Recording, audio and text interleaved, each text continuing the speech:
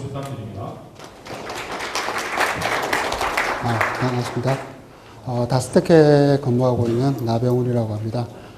앞서 오늘 하루 종일 이 시간까지 제가 이 실을 들어오는 순간에 놀랐습니다. 후끈하는 열기가 굉장히 많이 느껴집니다. 여러분들의 태양광에 대한 관심이 이만큼 뜨겁다고 제가 생각이 되고요. 앞서 지금 오전부터 오후까지 많은 분들, 많은 강연에서 어떤 정책이라든지 제도라든지 어떤 시장, 그리고 어떤, 주로 이제 비기술적인 내용이 좀 많았는데요. 저는 이 시간을 좀 들어서 기술적으로 조금 여러분들 태양광 발전소를 운영을 하시고, 유지보수하시고 이런 부분에서 좀 도움을 드리고자 기술적인 내용을 조금 준비를 해봤습니다. 저도 뭐, 이렇게 공학을 하다 보니까 재테크에 대해서는 솔직히 잘은 모릅니다. 하지만은 기술적으로 어떻게 올바르게 태양광 발전소를 건설을 하고 운영을 해야지 제대로 된 수익을 얻을 수 있을까에 대한 거는, 어느 누구보다도 저는 자신이 있는 게, 어쨌든 뭐, 부끄럽습니다만 태양광 발전 분야에 근 20년 정도 제가 태양광 분야에서 일을 해왔고, 그런 부분에 있어서의 어떤 노하우나 어떤 지식들이 있다고 생각을 합니다. 그래서 그런 부분들을 여러분들한테 다 알려드릴 수는 없겠지만 짧은 시간이다 보니까 어쨌든 좀 짧은 시간에 저희가 주로 하고 있는 일에 대해서 분야는 그대로 여러분들한테 충분히 전달이 좀 될 수 있도록 노력을 하겠습니다. 예, 어떤 유지보수 관리 방법에 대한 포커스를 제가 주고 있습니다. 세 가지로 나누었습니다. 어떤 모니터링 시스템하고요. 그 다음에 유지보수 성능 진단, 그리고 태양광 인버터에 대한 효율, 어떤 그런 부분들을 좀 포커스를 둬서 여러분들한테 설명을 드리도록 하겠습니다. 먼저 모니터링 시스템입니다. 태양광 발전 시스템, 많은 분들이 알고 계십니다. 태양전지 어레이 접속함 인버터 수변전만 거쳐서 전력 계통에 판매하는 어떤 태양광 발전소의 전형적인 시스템 구조입니다. 이때 모니터링 시스템이 보통 RTU라는 장치에 RTU가 인버터에 붙는 경우도 있고 접속함에 붙는 경우도 있고 수변전만에 붙는 경우도 있습니다만 주로 인버터에서 이제 어떤 값들을 다 제어를 많이 하기 때문에 인버터에 붙어서 운전을 하게 되는데, 전력 시스템, 여기 빨간 줄로 치는 전력 시스템에 비해서 통신 시스템이 굉장히 여러분들이 잘 모르시는 경우가 많습니다. 전력을 하다 보니까 통신이라든지 이런 부분들을 잘 모르시는데, 그래서 이런 분들은 주로 이제 기본적으로 센서 박스라는 것을 통해서 기상이랑 온도, 일사량 이런 태양광의 발전량을 좌지우지할 수 있는 그러한 기상 조건에 대해서, 환경에 대해서 센싱을 하고요. 이러한 환경 센싱과 그리고 태양광 인버터나 접속한 어떤 발전 수배전반, 이런 전력 설비의 운영 상태 등을 모아서 모니터링 시스템, 요즘에는 뭐 로컬이라든지 인터넷이라든지 이런 걸 통해서 모니터링을 다 하고 있습니다. 오늘 일단 첫 번째로 이런 모니터링 시스템에 대해서 제가 설명을 드리도록 하겠습니다. 자, 모니터링 시스템에서 계측하거나 모니터링하는 요소에 대해서 제가 조금 설명을 드리고자 합니다. 태양전지 어레이 쪽에서는 주로 발전 환경 쪽입니다. 그래서 일사량이나 온도, 풍속 등을 센싱을 합니다. 왜 일사량 온도를 센싱을 하냐면 태양전지 어레이는 일사량에 대해서 어떻게 해요? 일사량이 높으면 전류가 많이 흐르게 되죠. 그리고 온도가 높으면 전압이 떨어집니다. 제가 전압 전류 하니까 여러분들, 어렵다라고 생각하시는데요. 어쨌든, 일사량이 높을수록 발전이 잘 되는 거고요. 온도가 낮을수록 전압이 높기 때문에 효율이 높습니다. 그런 부분들 알고 계셔야 됩니다. 여름에 오히려 발전량이 잘 안 된다는 거죠. 그죠? 그리고 우리나라 기후에서는 가을이나 봄, 가을에 온도가 어느 정도 낮고 일사량이 굉장히 높을 때 발전이 잘 됩니다. 그리고 그 다음에 이 태양전지 어레이에서 발전된 전력을 접속팜이라는 데서 이렇게 하나의 선로로 모읍니다. 모으고 이제 휴즈라든지 이런 것들을 차단기를 넣어서 이렇게 정리를 하는 거죠. 하는 게 여기서는 어떤 것들을 이제 주로 센싱을 하냐면 발전 전력 쪽입니다. 직류죠, 직류. 태양광은 직류가 발전이 됩니다. 전압 전류를 센싱을 하게 되는데 이때 센싱하는 단위가 스트링, 그러니까 한 직렬군 단위로 이렇게 센싱을 할 때도 있고요. 그 다음에 어레이별, 태양전지 어레이 이렇게 한 뭉치 있죠. 한 뭉치만 이렇게 할 때도 있고요. 접속함 단위로도 센싱을 하는 경우도 있습니다. 이게 세분화돼서 이렇게 하면 할수록 비용은 많이 들겠죠. 하지만은 뭔가 얻어내는 정보는 굉장히 더 많아집니다. 그 다음에 여기에 이제 선로에 있는 휴즈라든지 이런 것들이 있기 때문에 휴즈의 개방 상태, 이런 것들, 설비가 어떻게, 운전되고 있는 것들을 알 수가 있고요. 그 다음에 계통연계형 인버터입니다. 인버터가 이제 사람 몸으로 치면 머리라고 생각을 하시면 되세요. 그래서 발전 제어입니다. 제어를 어떻게 하느냐. 직류 전압 전류를 센싱을 합니다. 직류 전압 제어를 그냥 센싱을 하는 게 아니라 모듈 단위로 할 수도 있습니다. 인버터가 모듈 한 장에 인버터 하나가 붙는 마이크로 인버터라든지 이런 것들이 있거든요. 그래서 그거를 모듈 레벨 파워 일렉트로닉스 제품이라고 하는데요. 그런 것들은 이제 일단 모듈 단위로 제어를 하고요. 그 다음에 스트링, 파워 스택, 인버터 내에 있는 파워 제어, 전력을 제어하는 단위가 파워 스택입니다. 그다음에 인버터 모듈 하나하나를 이렇게 제어를 하고요. 그 다음에 교류 쪽, 출력이 교류로 나갑니다. 출력이 교류로 나가는데 전압, 전류, 주파수가 있죠. 그 다음에 이것도 파워 스택이나 인버터 모듈 단위로 제어를 할 수 있게끔 센싱을 합니다. 그 외에 인버터의 온도, 휴즈 개방 상태, 릴레이 온, 오프 상태, 그리고 보호 쪽으로 지락이나 누설 전류 등도 센싱을 하게 됩니다. 그리고 수배 전방 쪽은 보호 협조라고 해서 교류 전압이나 전류, 주파수, 지락, 전력 계통에 있어서의 운영 상태, 이런 것들을 센싱을 해옵니다. 굉장히 많은 부분들을 센싱을 해오죠. 이러한 데이터는 이러한 설비 규격에 따라서 이 신재생에너지 설비 지원에 대한 지침 제7조 2항 모니터링 시스템 설치 기준이라는 게 있습니다. 거기에 보시면 표가 하나 있는데 이렇게 표가 인버터는 CT 정확도가 3% 이내이다. 별표 한 3개 정도 치셔도 됩니다. 태양광 인버터. 왜 이 이야기를 드리자면 나중에 이게 얼마나 중요한 내용인지 여러분들이 아시게 될 겁니다. 자, 1메가와트 인버터가 3% 이내의 정확도를 가진다라고 하면 3%의 허용 오차를 가지고 있는 겁니다. 그러면 1메가와트의 3%면 얼마입니까? 30kW죠. 그러면 태양광 인버터가 1메가와트짜리는 전력 제어를 30kW 단위로 제어를 하고 있다는 겁니다. 그죠? 그러면 여러분들이 1% 오차가 딱 나면 어떻게 되겠습니까? 한번 스위칭을 그러니까 인버터가 조금만 이렇게 잘못 센싱을 했다 하면 30kW가 더해지거나 빼지거나 이런 제어가 이루어지기 때문에 굉장히 크게 움직인다는 거죠.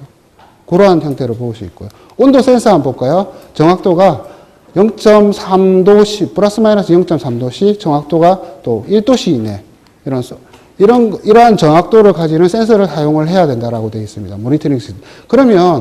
그리고 전력량계는 1%, 전력량계 1%는 한전 규격에 따르기 때문에 한전 전력량계를 사와서 쓰는 경우가 많지만 이런 온도 센서나 인버터의 CT 같은 경우는 제작품입니다, 주로.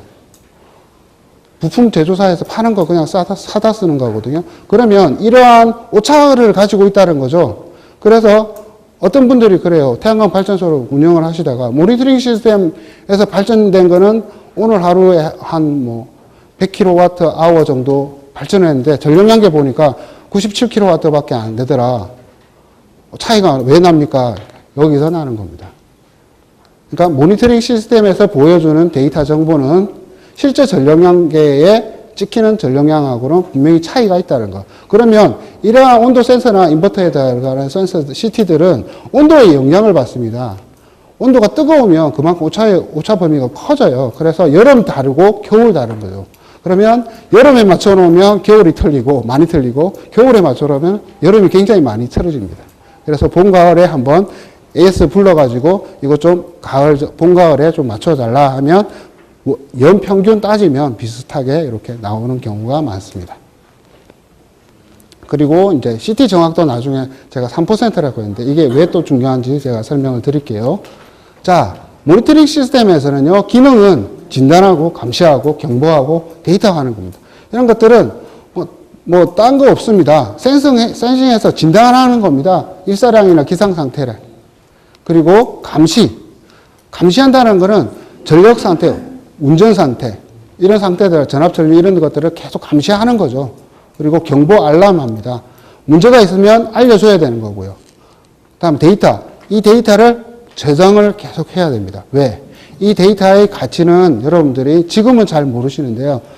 이러한 데이터들이 굉장히 많이 모이게 되면 이 데이터의 평균치는 바로 하나의 트렌드가 됩니다.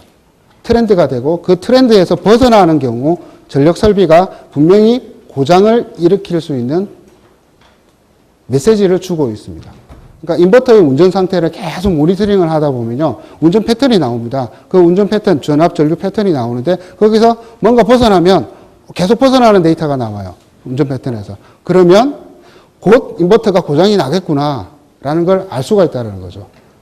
그러한 것들을 분석하기 위해서는 꼭 데이터화 시켜서 저장을 해서 나중에 트렌드로 화해야 되는 겁니다.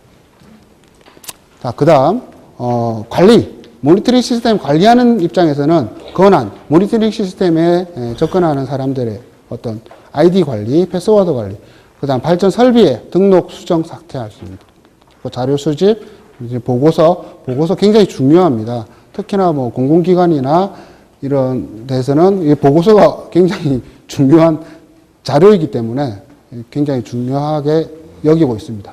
그다음 모바일 관제. 요즘 모바일 관제 이게 굉장히 핫하죠. 스마트폰 없으신 분들 요즘 거의 없지 않습니까? 그래서 스마트폰으로 아니면 패드라든지 이런 모바일 기기로 모니터링 하는 게 기본입니다. 무선이죠. 무선을 이렇게 지원을 하게끔 다 하고 있습니다. 자, 모니터링 시스템 예를 들어 보겠습니다. 이제, 요건, 제가 근무하고 있는 다스테크의, iPlug라는 모니터링 솔루션에 대한, 개념도입니다. 기본적으로요, 태양광 발전 시스템은 주택용이든 발전소든 이런 식으로 구성을 하고요. 여기에 이제 iPlug라는 이런 단말 장치가 붙게 됩니다. RTU죠. RTU 장치가 있는데 이것들이 이제 이 장치가 지원하는 시스템이 3G라든지 4G, 이동통신, 그리고 이게 뭐냐면 유선 랜입니다. 유선 랜, 이더넷이라고 그러죠. 유선 랜, 그리고 와이파이 이런 것들을 다 지원을 해줍니다. 해줘서 어디로 보내느냐 하면 기본적으로 시스템은 클라우드 서버입니다. 이 클라우드 서버, 클라우드 많이 들어보셨죠? 이 클라우드는 저희 회사에 있는 서버가 아닙니다. 저희가 운영하고 운영을 하는 서버가 아니라 굉장히 큰 회사가 그냥 전 세계에 이렇게 분산해서 가지고 있는 클라우드 서버예요. 그래서 전 세계에서 접속 가능하고요. 다스테크가 어떻게 갑자기 없어졌다. 무슨 일이 있어서 그렇다 하더라도 여러분들은 모니터링 계속 하실 수 있습니다. 그런 우려가 없는 거죠. 그래서 이런 식으로 이제 모니터링 서비스가 이제 구성이 됩니다. 그래서 보통 클라우드 베이스의 웹 모니터링 시스템을 이렇게 지원을 하고 있습니다. 특징을 잠시 알아보면은 인버터라든지 센서박스 시스템 접속판 모니터링을 통합으로 하고 있습니다. 한 개소당 RTU 8대로 256대 인버터 이렇게 기기를 붙여가지고 모니터링이 가능하니까요. 애지간한 태양광 발전 설비 다 모니터링이 가능하고요. 그 다음 클라우드 베이스라고 되어 있는데 아까 제가 말씀드렸죠. 큰 회사 알아봤자 마이크로소프트사입니다. 마이크로소프트사의 아주라 클라우드 서버를 이용을 하고 있어요. 다스테크는. 그래서 다스테크가 망해도 클라우드 서버로 남아 있습니다. 여러분들 발전 데이터는 그대로 다 서비스가 됩니다. 그리고 빅데이터가 이렇게 수집이 전국에 엄청나게 많은 태양광 인버터들, 태양광 설비들이 데이터가 올라오기 때문에 솔직히 한전보다 저희는 어느 지역에 정전이 됐다는 걸 더 빨리 압니다. 어느 지역에 낙뢰가 치고 있다는 걸 더 빨리 압니다. 왜냐? 관제실에서 이걸 다 보고 있거든요. 그 정도로 요즘 데이터, 빅데이터 어떤 그런 것들을 보고 있고 그거를 수집하고 가공해서 공유합니다. 공유하게끔 되어 있습니다. 여러분들 모바일로 실시간으로 보이시는 거예요. 뭐 하루 거친 데이터가 날아가는 게 아니라 실시간으로 다 그런 데이터들을 제공을 해드리고 있습니다. 그리고 웹에 모바일 앱을 가지고 있죠. 이런 앱을 여러분들이 다운로드 받으셔서 이렇게 사용하실 수 있는 겁니다. 그리고 아까 말씀드렸다시피 유선, 무선, 뭐 이동통신 이런 인터페이스를 다 가지고 있고요. 자, 모니터링 시스템은 일단 실시간 현황으로 발전 현황이라든지 시스템 현황을 볼 수가 있습니다. 상세 정보는 발전형 그래프로 이런 것들 알람할 수 있고요. 이것도 볼 수 있고요.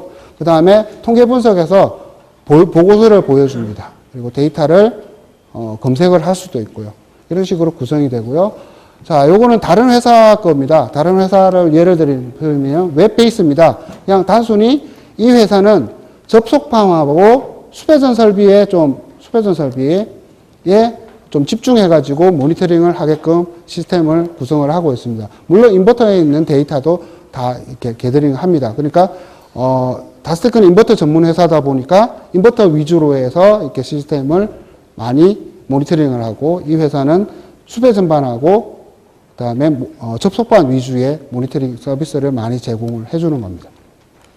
그리고 이런 것들을 아까 말씀드렸죠. 모듈 레벨 파워 일렉트로닉스라고 해서 모듈 한 장 한 장 단위로 모니터링이 가능합니다. 이 제품 같은 경우는 DC-DC 컨버터 타입이라고 뭐 이렇게 하는데 파워 옵티마이저라고 일반적으로 많이 부릅니다. 태양전지 모듈 한 장 뒤에 요게 붙어 있고요. 요게 MPPT를 하나씩 모듈 한 장 한 장을 수행을 해줍니다. 그래서 태양광 발전 시스템 전체를 굉장히 고효율로 제어를 할 수 있습니다. 하지만 가격이 있겠죠. 설비가 한 장 한 장 다 붙기 때문에 그러한 것들을 통해서 모듈 한 장 한 장의 발전량, 발전 현황을 이렇게 색깔로 보여주고 있습니다. 그리고 이러한 것들은 모듈 한 장이 문제가 생기면 당연히 거기서 경보나 알람을 알려줄 수 있기 때문에 빨리 유지 보수를 할 수 있겠죠. 자, 그 다음에 이건 외국사입니다. 솔라이츠라는 회사인데요. 이 회사는 파워 옵티마이저와 인버터를 동시에 갖추고 있습니다. 시스템을. 그리고 미국이다 보니까 파워 옵티마이저가 이제 지붕에 설치할 때는 의무사항이기 때문에 이렇게 하고 있습니다. 그리고 이 회사는 클라우드 베이스의 모니터링, 웹 모니터링을 제공을 해주고 있고요. 그래서 모듈 한 장에 대해서 시스템을 제어를 하고 있습니다. 그리고 이제 모바일로 이렇게 서비스를 제공을 해주고요. 이제 제가 여기 이 화면을 솔직히 잘 안 집어넣는데 일부러 하나 집어넣었습니다. 여기 때문에요. 여기 보시면 날씨가 보이시죠? 요게 굉장히 이제 요즘 태양광 발전용 모니터링 시스템에서 자주 이제 등장하는 아이템인데요. 기상청에 있는 기상정보, 지역의 기상정보를 기상청에서 다 제공을 해줍니다. 실시간으로요. 그죠? 그거를 가져옵니다. 가져와서 지금 현재의 예상 이 지역에 내가 운영하고 있는 태양광 발전소의 예상 발전량이 얼마일 거라고 계산이 가능합니다. 그러면 지금 현재의 내 태양광 발전소가 출력하고 있는 출력과 예상 발전량이 어느 정도 오차 범위 내에서 매칭이 되면 이상이 없는 거죠. 근데 많이 벗어나면 설비에 이상이 있다고 알람을 줍니다. 이런 서비스까지 지금 나오고 있습니다. 그죠?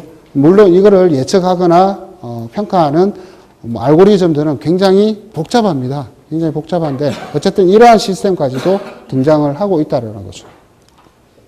그래서 뭐 요즘에 뭐 이렇게 태양광 모니터링 시스템은 어떻게 진화를 하고 있냐면요. 2G나 3G의 이동통신 서비스가 조금씩 없어지고 있죠. 전 세계적으로 조금씩 없어지고 잘 안 씁니다. 그럼에 따라서 뭐가 나옵니까? IoT야, IoT. 인터넷 오브 띵. 그러니까 사물 인터넷이라는 것이 나오게 됩니다. 그냥 각각의 사물에다가 다 인터넷을 갖다 붙이는 겁니다.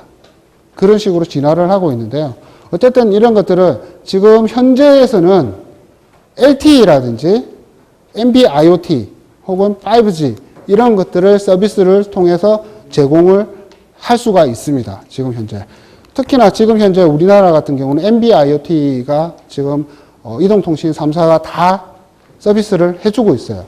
발전소 모니터링 하는데 NB-IoT라는 서비스를 가지고 하면 인터넷 사용요금이 아주 저렴합니다. 몇백 원대에서 해결이 될 수 있어요. LTE를 이용을 하지 않고, NB-IoT. 물론 NB-IoT 자체도 LTE망이긴 하지만 아주 저렴하게 설비를 구성을 하실 수 있어요. 그 다음에 다음 세대는 어떠냐? IoT가 굉장히 성장을 많이 할 것이다 라는 거죠. 모듈 한 장 한 장, 나중에는 셀까지도 아마 여러분들이 태양광에서 모니터링 하는 그런 시대가 오지 않겠냐 싶습니다. 그래서 모니터링은 시스템, 섹션, 시스템에서 전체, 섹션, 어떤 섹션 하나하나, 그리고 어레이, 스트링, 모듈, 셀 단위까지 세분화돼서 지금 전력 변환을 하고 있고, 모니터링도 하고 있습니다. 셀까지도 이렇게 세분화해서 전력 변환을 하게 되면 효율은 굉장히 높습니다. 고장이 났을 때 빨리 캐치도 할 수 있고요. 하지만은 설비가 그만큼 비싸지는 거예요. 경제성이 있겠죠. 그리고 이제 단위, 이 하나하나의 단위별로 미스매칭이라고 해서요. 우리가 물건을 사게 되면 이 두 개, 어떤 똑같은 물건을 두 가지를 사게 되면 두 가지가 똑같다라고 생각을 하지만 알고 보면 조금씩 차이가 있습니다. 전자부품도 마찬가지고 전자제품도 마찬가지고 우리가 사는 자동차도 마찬가지죠. 그래서 조금씩 차이가 있는데 이러한 차이에서 나오는 문제점들이 어떤 문제점이 있냐면 태양광 발전 시스템은 태양광 모듈에서 효율이 조금씩 전압 전류가 조금씩 차이가 나는데 이 차이 때문에 발생하는 손실이 나타납니다.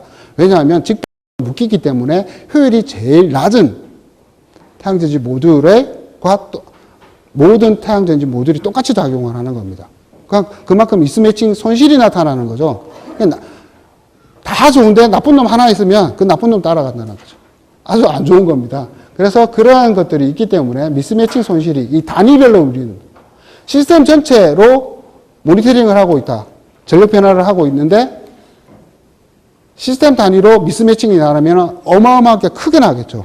근데 셀 단위로 하고 있는데 셀 단위로 미스매칭이 나타나면 어떻게 되겠습니까? 손실이 굉장히 작게 보이겠죠. 그러한 개념들을 이제 가지고 있습니다. 그래서 예전에는 큰 인버터들 가지고 하지만 요즘에는 점점 작은 인버터로 전력 변환을 하고 작은 세분화돼서 하고 있다는 거죠. 왜? 설비 가격이 조금씩 떨어지고 있다 보니까 가능한 이야기입니다. 그리고 설비 저하라든지 고장 정보가 신속하게 검색하는 거죠. 말 그대로 세분화해서 모니터링을 하고 있기 때문에 그 외에는 이제 앞으로 제가 말씀드린 내용과 동일하다고 보시면 되겠습니다. 다음으로는 유지 보수하고 성능 진단에 대해서 좀 말씀을 드릴게요. 태양광 설비, 제가 20년 동안 태양광 해보니까요, 이런 문제점이 있습니다. 태양광 발전소 지어놨고요, 그냥 스스로 발전합니다. 인버터 해가 뜨면 인버터가 동작하고, 해가 지면 인버터가 정지합니다. 밤새 아무 일도 없습니다. 비가 오면 발전량이 떨어지고, 햇빛이 쨍쨍하면 잘 돌아갑니다. 하지만 어느 순간에 스톱 하면 가서 보면 엉망이죠. 그래서 그냥 두어도 발전한다는 인식 때문에 평소 관리에 대부분 무관심하고 방치합니다. 왜? 또 발전주들이 이런 전력 설비에 굉장히 지식적으로 취약하기 때문에 경제성만 따져서 설비를 했다가 기술적으로 문제가 생기면 설비회사한테 달려가서 야 이거 왜 샀니? 라고만 합니다. 근데 알고 보면 유지 관리는 하나도 안 하신 거예요. 설비회사가 유지 관리까지 해줘야 되느냐? 아닙니다. 그죠? 분명히 유지 관리하는 것도 일이기 때문에 비용이 발생하는 거기 때문에 자기가 직접 하지 않으면 비용이 들어야 되는 거죠. 그리고 노출 설비로 외부 환경의 변화에 취약합니다. 365일 떼약볕을 받으면서 발전을 하고 있죠. 그래서 여러분들 가전제품, 여러분들 핸드폰 이런 거 햇빛에 장시간 노출하면 어떻게 됩니까? 금방 고장나죠. 태양광 인버터, 태양전지 모듈 다 햇빛에 노출되어 있습니다. 비바람 맞으면서. 그런데 어떤 추가적인 관리를 안 해버리면 어떻게 되겠습니까? 금방 고장이 나게 마련인 거죠. 그 다음에 장기간 고장 설비. 한번 설치하고 나면 굉장히 설비가 무겁습니다. 비용도 많이 들고요. 그래서 문제가 생기면 에이 어쩔 수 없지 그냥 놔둬버립니다. 문제가 생겼는데 수리를 안 하고 놔둬버리고 뭔가 초기에 발전소를 건설하는 단계에서 문제가 생겼는데 이걸 해결을 해줘야 되는데 초창기에 해결을 해서 이 손실 부분을 세퍼레이트해서 장기적으로는 이익으로 가져가야 되는데 이걸 그냥 놔둬버리는 거죠. 비용이 처음에 비용이 더 많이 드니까. 그러면 이게 나중에는 눈덩이처럼 손실이 커지는 그런 결과를 갖게 됩니다. 자, 일사량이나 바람이나 어떤 한전 개통 이런 것도 저희가 발전주나 관리하시는 분들이 어떻게 할 수 없는 부분이에요. 근데 모듈 온도라든지 모듈 청소라든지 뭐 모듈 교체라든지 접속판 점검, 케이블 점검, 구조물 인버터 정상 상태, 전기실 온도라든지 어떤 지열의 대책이라든지 이런 것들 통제 가능합니다. 가령 예를 들어 볼까요? 지열 대책. 제가 사이드로 잠시 말씀드릴게요. 태양광 발전소에서 땅에서 열기가 많이 올라옵니다. 여름철에. 그런데 여름철에 또 많이 올라오는 게 있죠. 잡초, 갈대 이런 것들이 쑥쑥 자랍니다. 여름에. 하루 지나고 딱 찾아보면 또 자라있죠. 그렇다고 이거를 귀찮으니까, 그리고 이 풀 베는 것도 돈이지 않습니까? 인부 사가지고 비워야 되니까. 돈이 드니까 어떻게 하냐면 위에다가 장판을 깔아버립니다. 장판 깔면 풀 안 자라죠. 하지만 지열은 어마어마하게 올라옵니다. 그래서 외국 사례를 보시면은 거의 다 태양광 발전소의 밑바닥, 땅은 뭐로 되어 있습니까? 심지어 아주 고운 잔디를 하는데도 많습니다. 되도록이면 녹색으로 하시는 게 가장 태양광 발전소를 시원하게 만드는 방법입니다. 그래서 잡초를 많이 자라는 갈대 이런 것들은 되도록이면 제거를 하시고요. 낮게 자라는 이끼류 이런 것들 있죠. 이런 것들은 그대로 두시는 게 오히려 낫습니다. 그리고 지나가다가 뭐 공짜로 내가 잔디씨를 좀 얻었다 그러면 쑥 좀 뿌려두세요. 오히려 그게 훨씬 더 도움이 되실 겁니다. 그런 관리들 통제 가능하거든요. 모듈 온도 떨어질 때마다 전압이 쑥쑥 올라갑니다. 발전량 쑥쑥 올라가요. 근데 어떤 분들 그럽니다. 모듈에 물 뿌릴 때마다 모듈에 뭐 크랙에 갈 수 있거나 누설 전류가 생길 수 있다. 생길 수 있습니다. 하지만 요즘 기술이 그 정도 기술은 아닙니다. 굉장히 잘 나오기 때문에 저철분 유리로 굉장히 좋은 모듈들이 많기 때문에 그런 모듈들은 모듈 청소 한번 해줄 때마다 아주 발전량이 쑥쑥 올라갑니다. 자, 유지보수의 개념을 보실까요? 일상 점검을 해야 됩니다. 제가 저희 회사가 청주 오창에 있습니다. 서청주 IC, 중부고속도로 서청주 IC에서 이렇게 오창 쪽으로 가다 보면 고속도로 옆에 조그마한 30kW짜리 태양광 발전소가 하나 있어요. 굉장히 작습니다. 고속도로에서 다 보여요. 근데 그 발전주 분은 제가 찾아가서 한번 제가 점심을 사드린 적이 있어요. 왜 사드렸냐면 모듈 청소를 매일 하십니다. 왜 하시냐고 제가 물어봤더니 고속도로에 먼지가 너무 많아서 안 하면 발전량, 내가 너무 손해를 많이 보기 때문에 모듈 청소 30kg 정도니까 작으니까 내가 직접 열심히 한다고. 근데 가보면, 인버터실 가보면 제가 신발 신고 들어가기 미안할 정도로 깨끗하십니다. 설비에 먼지 하나 없으세요. 그러니까 애써 안 갑니다. 애써 부르는 적이 없어요. 그게 뭐냐면 유지보수의 힘입니다. 정기적으로 점검하고 성능 진단하고 환경을 유지보수를 계속 한다는 거예요. 유지보수는 뭡니까? 내 설비의 효율, 내 설비의 성능을 그대로 유지하게끔 하는 노력이 유지보수입니다. 그죠? 그러한 것들을 해줘야 된다는 거죠. 자, 여기에 일부러 제가 어떤 일들을 해야 되는지 적어 놨습니다. 여러분들 혹시나 발전소 운영하시면서 생각나시면 제가 가르쳐 드린 이거를 그대로 복사하셔갖고 체크 하시면 되겠죠. 그죠? 제가 연일에 이러한 설비들 잘 못하시면 인버터 제조사나 설비 제조사에 설비 하신 분들한테 도움을 요청하십시오. 아주 저렴한 아니면 출장비 정도에서 해결하실 수 있으세요. 그죠? 말 잘하면 밥 한 끼 사주고도 해결됩니다. 사실은. 자, 그 다음에 발전소 연식에 따라서 어떻게 해요? 체크 포인트가 좀 있습니다. 이거는 뭐냐면 이 부품에 절대적인 수명이 있다는 거죠.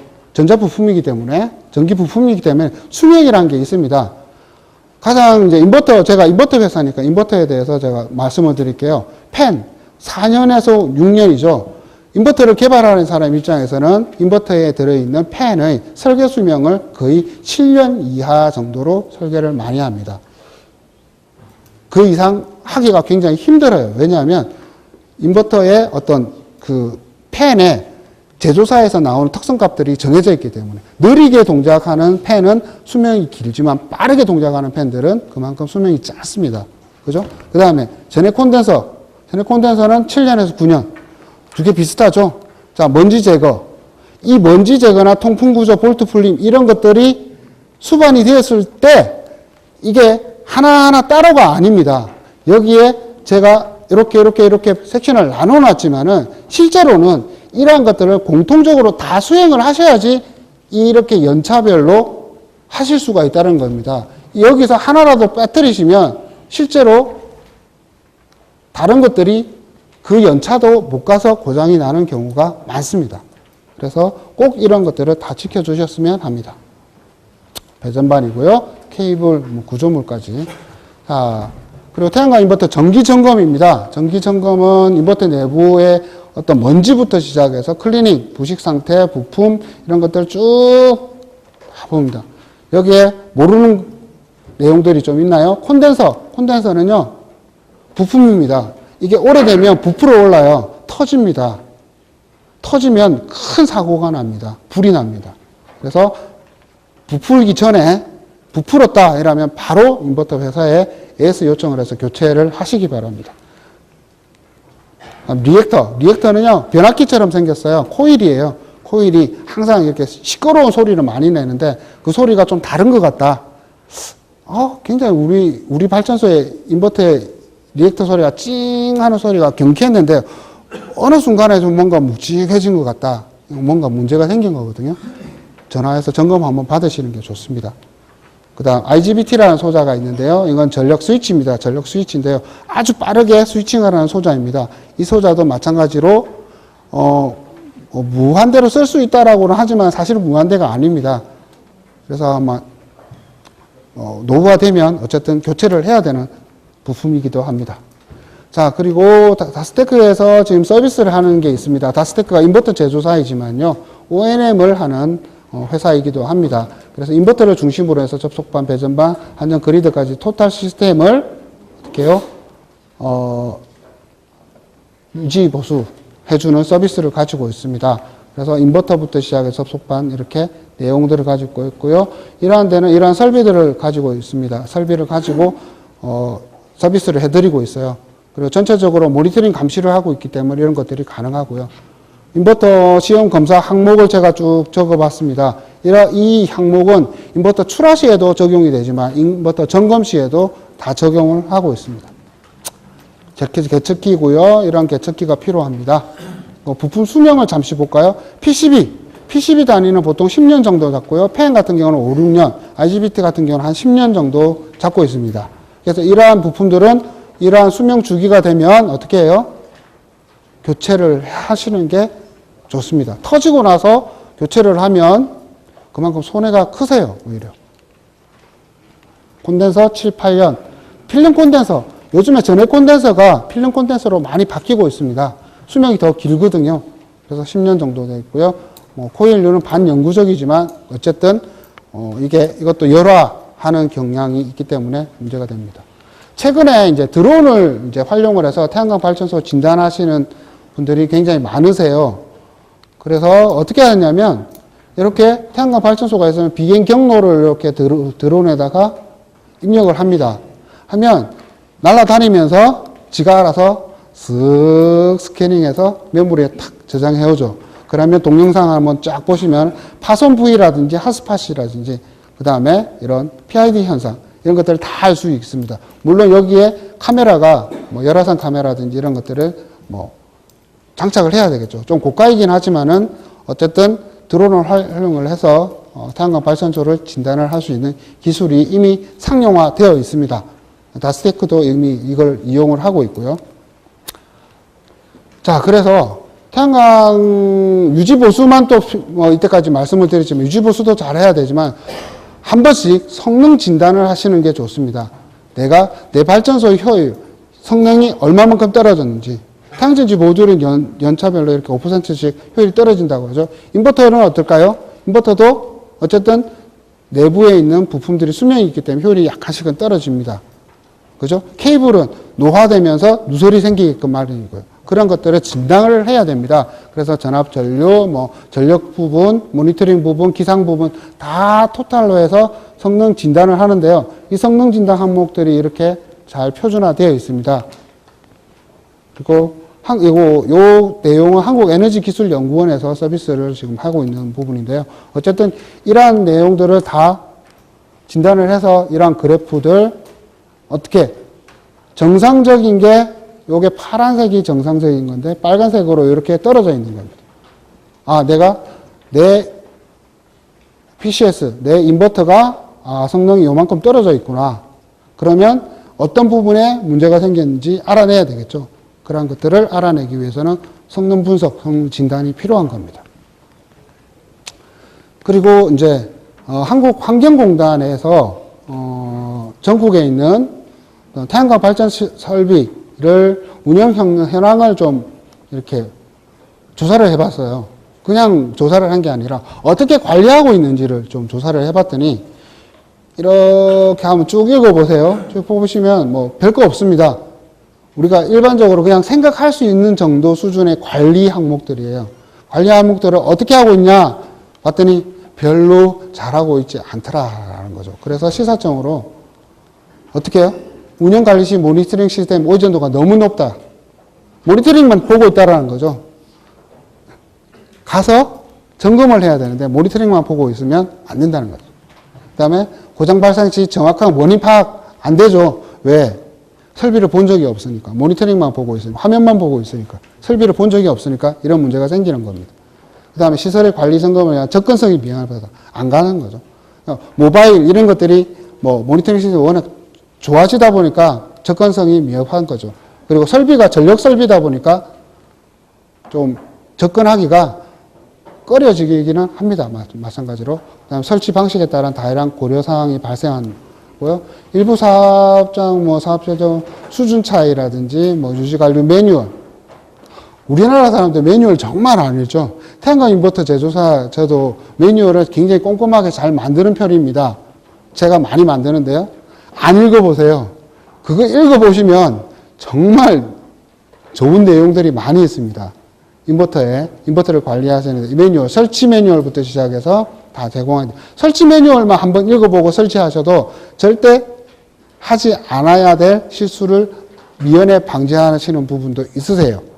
근데 그런 부분들을 사실은 발전주 분들이 조금씩 꼼꼼하게 조금만 챙기면 설비해주는 설비 시공 업체들이 잘 해주세요. 근데 잘 안 챙기세요. 모르니까. 설비의 매뉴얼도 여러분들 중요한 거니까 잘 챙겨서 한 번씩 읽어보시기 바랍니다. 그래서 ONM은요, 일단은 아까 말씀드렸죠. 설비가 그냥 있는 게 아니라 계속 변화합니다. 문제가 생기기 때문에 이러한 문제점을 빨리 알아내야 되는 거죠. 이런 문제점들은 전부 다 출력 저하로 나타나고요. 오염, 과열, 그 다음 적설. 우리나라 생각보다 눈 많이 옵니다. 눈 많이 와요, 요즘에. 눈 쌓이는데 모니터링 보고 오늘 왜 발전이 안 돼요? 인버터가 기동을 안 하네요? 라고 전화 옵니다, AS에. 어디세요? 어디 지역이래요. 혹시 거기 눈 안 왔나요? 눈 왔는데요. 예, 감사합니다 하고 끊습니다, 저희가. 그런 경우 간혹 있습니다. 1년에 한두 번씩. 자, 그래서 ONM 서비스가 국제적으로 전 세계적으로 하나의 사업 아이템으로 자리를 잡고 있습니다. 여러분들 창업 혹시나 희망하시는 분 계시면 ONM 서비스 창업하시는 것도 상당히 괜찮지 않을까라는 생각도 합니다. 예방정비, 시스템 모니터링, 고장수리, 시설관리 이런 것들을 총괄적으로 해주셔야지만이 태양광을 20년 동안 유지, 보수해서 ONM 하시는 게 자기가 손해를 안 보고 여러분들 기술적으로 재테크하는 방법이라고 저는 생각을 합니다. 자, 이거는 읽어보시고요. 그 다음 인버터 제가 좀 설명을 드릴게요. 태양광 인버터는요, 효율은 유로 효율, CEC 효율, MPPT 효율이 있는데요. 우리나라는 유로 효율을 사용을 합니다. 왜냐하면요, 일사량이 100일 때가 아니라 약 50%일 때가 가장 시간적으로 많기 때문에 가중치가 가장 높습니다. 그리고 MPPT 효율은요, MPPT는 태양전지 모듈과 모듈에서 나오는 출력분에 대해서 인버터가 얼마만큼 출력을 하느냐, 입력대 출력인 거죠. 그래서 이러한 것들을 MPPT 효율이라고 합니다. 미스매칭 손실이 많으면 MPPT 효율을 높여서 해결을 할 수가 있습니다. 그래서 MPPT 손실 요소를 보면 태양광 인버터는 MPPT 손실은 제어 알고리즘으로 해결을 해야 되고요. 전력 변환 손실은 어떻게 해요? 회로 소자나 회로 어떤 방식에 의해서 개선을 해야 됩니다. 그리고 대기 전력은 어떤 제어 전원이기 때문에 제어 전원을 고효율로 만들어야 되고, 인버터 전체적인 손실, 시스템 손실이죠. 인버터 시스템 손실은 병렬 운전으로 쪼개서 전력을 제어를 하면 손실을 많이 낮출 수가 있습니다. 그리고 시스템 전체의 손실은 시스템 전체가 완전히 정전이 되면 시스템 전체가 다운 전력 그리드에서 떨어져 나갔다가 무조건 전력이 복구가 되어도 5분 동안 들어가지 못합니다. 5분 동안 손실이 생기는 거거든요. 그러면 어떻게 해야 되냐? 해외 같은 경우는 순간적인 전력 정전, 순간적인 전력의 흔들림에는 떨어지지 말고 발전량을 최소한으로 낮춰 있다가 대기하고 있다가 복구가 되면 자연스럽게 들어와라 라고 하고 있습니다. 그게 그리드 서포트 기능인데요. LVIT, FRT 이런 기능들이 있습니다. 요즘에 볼트 VAR이라고 있는데 이거는 무효 전력 제어입니다. 이게 뭐냐면 전력 설비의 말단에 있는 데는 부하가 없으면 전압이 뚝 떨어져 있어요. 근데 발전을 해가지고 전류를 흘려야지만 전압이 올라갑니다. 근데 태양광 설비가 말단에 있게 되면 기동 전압이 형성이 안 돼서 기동을 못하는 경우가 생겨요. 그래서 어떻게 해요? 그리고 태양광 설비가 그러니까 한 선로에 많이 붙게 되면 전압 강화가 많이 생기게 되는 거죠. 그 전압 강화의 폭이. 그래서 한전에서 무효 전력 제어 인버터를 제안을 하고, 인버터 제조사들이 이 무효 전력 제어 기능을 인버터에다가 집어넣어서 전압 강화가 많이 생기는, 그러니까 근본적으로는 어떤 아키텍처냐면 전력 선로에 흐를 수 있는 전력 양이 정해져 있습니다. 이게 100이라고 할 때 50% 이상을 전력 계통에 물리지 못하게끔 막았었어요. 왜냐하면 많이 물리면 많이 물릴수록 전압 강화가 커지니까. 그래서 이제 이게 규제가 돼버린 거죠.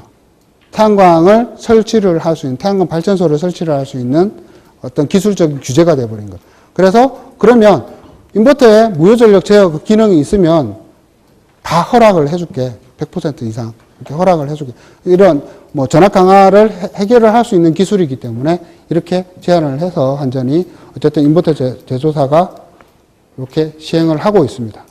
그리고 프리커시 와트 기능은 아직까지 우리나라는 하지는 않고 있는데요. 주파수가 많이 흔들릴 때 우리가 발전량을 유효 전력을 좀 제어를 해가지고 주파수를 잡는 기능을 태양광 인버터가 하게끔 하는 그런 기능입니다. 아직까지는 우리나라의 의무사항은 아닙니다. 다스테크 인버터 잠시 설명을 드릴게요. 소개를 드릴게요.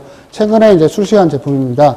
100kW 인버터이고요. 고압형이라고 보통 우리가 많이 합니다. 국내 최고 효율입니다. 효율은 98.7%이고요. 98.7%가 나오려면 엄청나게 고효율 인버터여야 되고 제어를 잘 해야 됩니다. 고효율 3레벨 회로라는 회로 토포로지를 사용하고 있고요. 한전 역률 제어 기능 가지고 있습니다. C 인증까지 받았고요. 지금 KS 인증 시험을 받고 있습니다. 그래서 기존에는 이러한 DC-DC 컨버터와 인버터 회로를 가지고 있는데 이거를 이런 회로 3레벨 방식으로 바꿨습니다. 이게 2레벨 방식이에요. 이러한 사각형 모양의 파형을 필터로 사인파로 만들어냅니다. 근데 3레벨은 이런 계단파 모양의 파형을 사인파로 만들다 보니까 효율이 높고 손실이 작게 되는 겁니다. 그래서 그리고 여기에는 3레벨 효율, 스위칭 프리퀀시가 굉장히 커집니다. 스위칭 주파수가 커다는 것은 소형화시킬 수 있다는 뜻입니다. 소형화에 대한 이야기고요. 예. 네.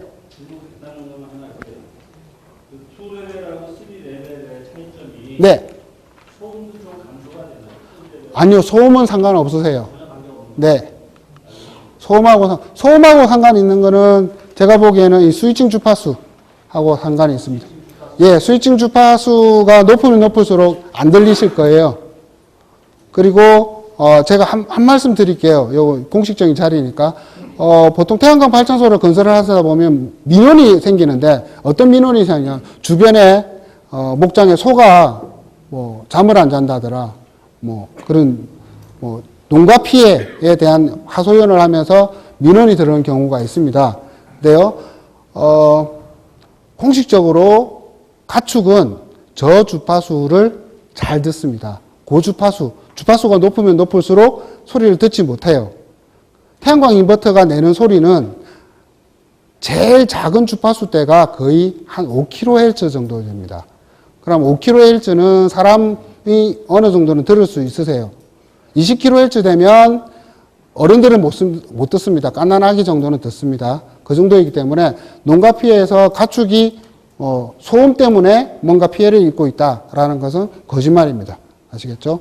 그래서 그런 것들은 지금 문헌상에도 나타나 있기 때문에 그런 것들은 잘 알아두시기 바랍니다. 다음에 이런 방열판 같은 경우도 요즘에는 이렇게 바꿔가지고 절단하거나 절곡해서 이렇게 바꿔서 효율을 굉장히 높이기도 합니다.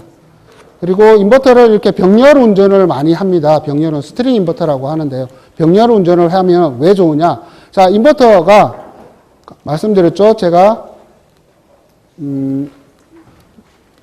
요거를 설명을 드릴게요.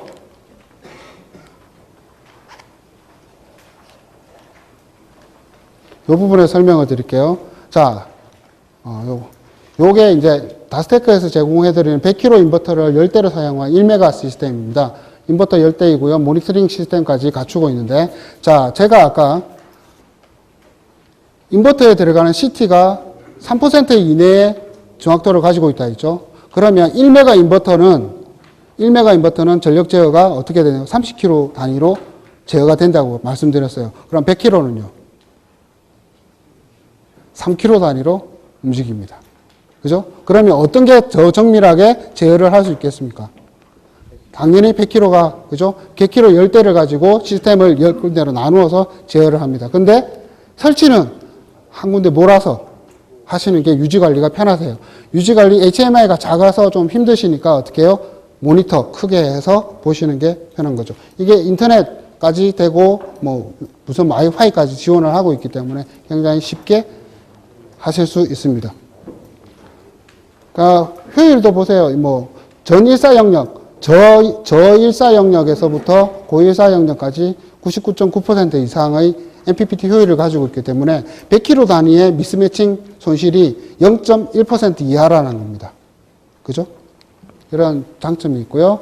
크라우드 서버 그대로 아까 말씀드린 그대로 이용을 하고 있습니다.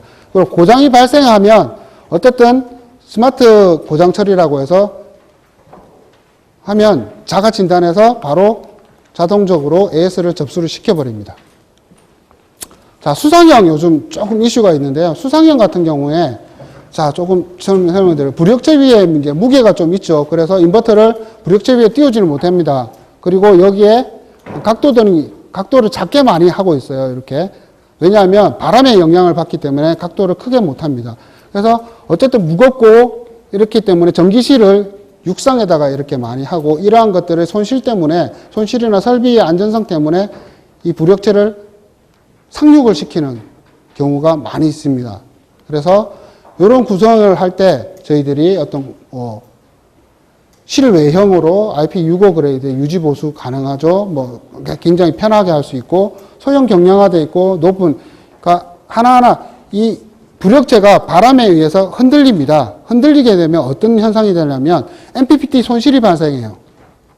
이렇게 조금씩 흔들리는 거죠. 그러면 왜냐하면 이 수면과 이렇게 입사되는 태양전지로 입사되는 수면에 반사되는 것과 입사되는 게 각도가 조금씩 바뀐다는 거죠. 그러면 MPPT 손실이 발생하게 되거든요. 그러면 이러한 난반사를 해결할 수 있는 어떻게 해요? 난반사 보상 알고리즘이 들어가 있어야 됩니다. 그래서 다스 아까 요 인버터에 저희들이 그러한 알고리즘을 보상 알고리즘을 넣어서 이러한 일사 영역, 전일사 영역에서 99% 이상의 MPPT 효율을 가지게끔 만들어 놨습니다.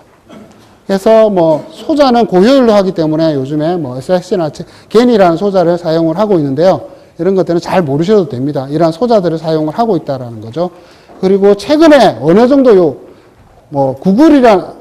구글이란 회사 아시죠? 구글의 회사에서 태양광 전 세계 태양광 개발자들은 태양광 인버터 개발자들에게 숙제를 냈습니다. 2kW 태양광 인버터를 정말로 작게 만들어 봐라. 어느 정도, 요 정도로 만들어 와봐라. 하고 대회를 했어요. 했더니 어떻게 해요? 1등 하신 분, 이렇게 연세 지긋하신 박사님들이 만드셨는데요. 요게 에피라는 제품인데 2kW입니다. 계통 연경이고요. 실제 사이즈가 여러분들 피시는 담배 2갑 사이즈입니다. 이 정도까지 가능합니다. 그래서 여기에는 실리콘 카바이드라는 소자와 겐이라는 소자를 사용을 하고 있고요. 스위칭 주파수가 몇백 kHz이기 때문에 전혀 전자파 장애도 없습니다. 아주 잘 만드신 거죠. 실제 여러분들 담배값 2갑 정도의 태양광 인버터가 주머니 안에 들어갈 수 있는 거잖아요. 그죠? 그만큼 작아집니다는 겁니다. 그리고 예전에는 DC-DC 컨버터에서 MPPT를 하고요. 인버터 회로, DC-AC 인버터 회로에서 전력 변환을 했는데요. 요즘에는 DC-DC를 없애는 추세가 있습니다. 발전소용은 필요가 없습니다. 왜냐하면 아침에 저녁 때 해 지고 뜰 때 MPPT 해봤자 몇 킬로밖에 발전을 못 하세요. 그럴 바에야 그냥 DC-DC 띄워버리고 전격에서 발전 효율이 높을 때 DC-AC 전력 변환 효율만으로도 충분히 아침 저녁 버리는 발전량 커버해서 효율을 높게 만들 수가 있습니다. 이 인버터 DC-DC 컨버터가 먹는 손실이 약 1%에서 1.5%예요. 근데 이거 없애고 나면 인버터 효율이 전격에서 1에서 1.5% 높아지는 겁니다. 높아지면 저희들이 50% 정도에서 튜닝을 하게 되면, 전격 효율을 튜닝을 하게 되면 50% 이상으로 발전하는 경우에는 전부 다 이 손실을 다 인버터가 출력으로 내보낼 수 있다라는 거죠.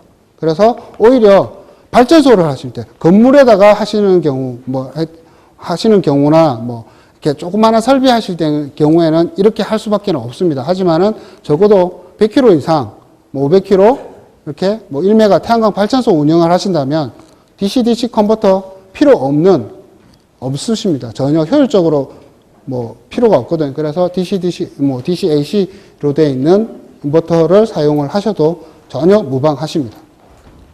인버터는요, 효율은 점점 올라가고 있고요. 마켓부터 이야기할 거예요. 태양광 마켓은 시장은 급격하게 올라가고 있습니다. 100기가와트가 넘었고요. 전 세계적으로 그리고 보정 수명이라든지 이런 것들이 파워 덴시티, 효율 이렇게 계속 올라가고 있습니다. 한데 가격은 어마어마하게 떨어졌죠. 그죠? 제가 여러분들 도움이 되실까봐 100kW를 건물 위에 태양광 발전소를 건설을 했을 때 어느 정도 수익이 나는지를 계산을 해봤습니다. 좀 3천만 원이 넘네요. 그래도 꽤 됩니다, 돈이. 이러한 것들을 수익을 보존을 하셔야죠, 20년 동안. 그래서 어쨌든 투자 비용은 줄이고 유지 관리 비용도 줄이고 발전량은 늘리고 절대 불가능하십니다. 아시겠죠? 하지만은 꼭 불가능한 이야기는 아닌 것 같습니다. 어느 정도 것 하시면 제가 보기에는 수익이 보존되십니다.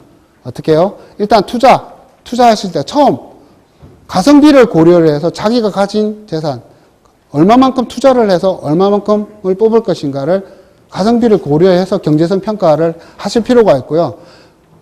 태양광 시스템 회사가 그냥 제안서처럼 이렇게 경제성 평가입니다라고 주는 거를 객관적으로 한번 냉철하게 다시 한번 바라보는 자세도 필요할 것 같습니다. 그리고 금융비용 과도하게 무리하게 PF를 운용을 하시는 것도 무리가 있으십니다. 유지관리는요, 딴 거 없습니다. 자기가 스스로 열심히 정말 갈고 닦든지 아니면 전문회사에 맡기는 게 좋을 듯 합니다. 인식을 좀 바꾸셔야 됩니다. 꼭 유지보수를 해야 O&M 어떤 개념을 가지고 태양광 발전소를 운영을 하신다는 생각을 하셔야 될 것 같고요. 그 다음에 발전 설비는요, 되도록이면 처음에 조금 투자하실 때 비용이 더 들더라도 고효율 설비를 이용을 하시는 게, 고효율 설비를 구매를 하시는 게 훨씬 유리하세요. 싼 거 찾으시면 싼 거로 물건이 제공될 수밖에 없습니다. 그리고 설계 시공할 때요, 설치 환경을 고려를 해서 내 발전소가 산 위에 있는지, 바닷가 근처인지, 어떤 물가에 있는지, 뭐 건물 위에 있는지 이런 것들을 다 검토를 하셔가지고 거기에 딱 맞는 설비를 구축을 하셔야 된다는 겁니다. 아, 내 친구가 태양광 발전소를 하는데 그 친구가 어디에 태양광 발전소를 설치를 하셨는지를 아셔야 된다는 거죠. 그게 맞는 시스템이 다 다릅니다. 아시겠죠? 그런 것들을 좀 정확하게 시공을 할 수 있는 시공사를 찾으시기 바랍니다. 네. 예, 여기까지 제가 오늘 준비한 내용을 설명을 드렸습니다. 내용이 좀 많아서요. 제가 욕심이 많아서 이제 내용이 좀 많아서 시간을 조금 오버했습니다. 양해 바랍니다.